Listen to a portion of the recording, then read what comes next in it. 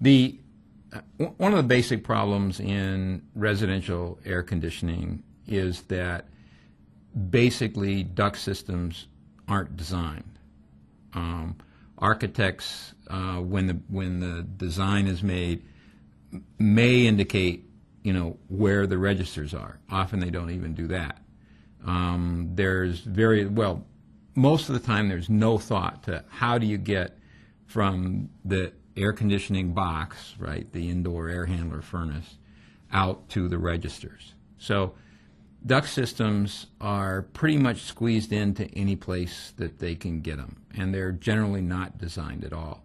I mean, there are really excellent methods of designing ducts, and one of them is the Air Conditioning Contractors of America Manual D, which goes through a process that results in a duct system that actually can do the job and do it well. But it's extremely rare for people to actually do that. Even major builders, that do a lot of houses, or even custom builders. It's just extremely rare. And so it's possible to get it done right, but it generally isn't done right. In order to get the best duct system for a particular house, you really have to spend some time doing the design. But basically what you want to do is you want to minimize the length of the runs. And at the same time, you want to make sure that there's enough mixture inside the room so that you don't get stratification. And that it starts with the terminals, the place where the air comes out into the room, and where they're located and what kind they are. So you just buy, sort of a cheap Home Depot type register and throw it on an outside, outside wall, then you're not going to get good mixing. You're going to have really long duct runs. Unfortunately, you're probably going to end up with inadequate airflow to some of the rooms and inadequate airflow through the whole system.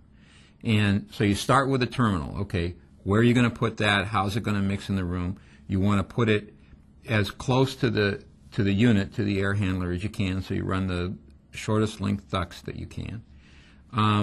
And so you need to go through that whole design process. And in the terminal, by the way, there's actually a manual by the Air Conditioning Contractors of America called Manual T that has to do with that. And this stuff's been around virtually forever, certainly over 20 years. And it's just not used very much. And when it's used, it works great.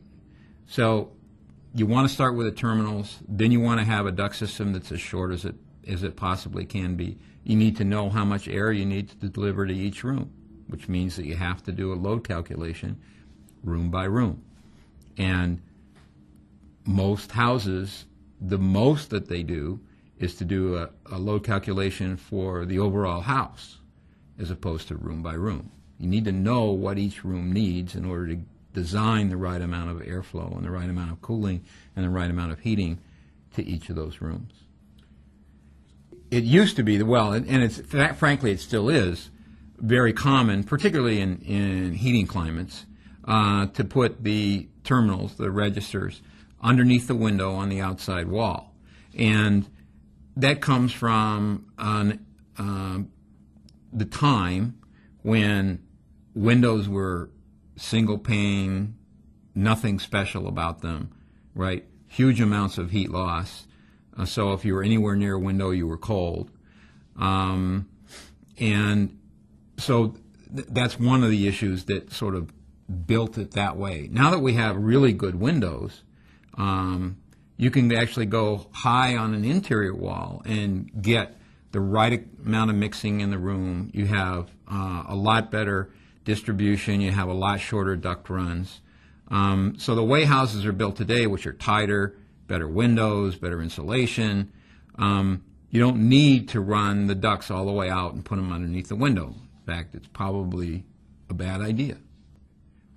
One of the big issues is where the air handler goes, and that particular issue has a lot of different possibilities. One, the worst place to put it is in the attic, where it's hot in the summer, it's not very well insulated, and it has return leaks, and the result is that You bring really hot air into the unit. You have conduction gains.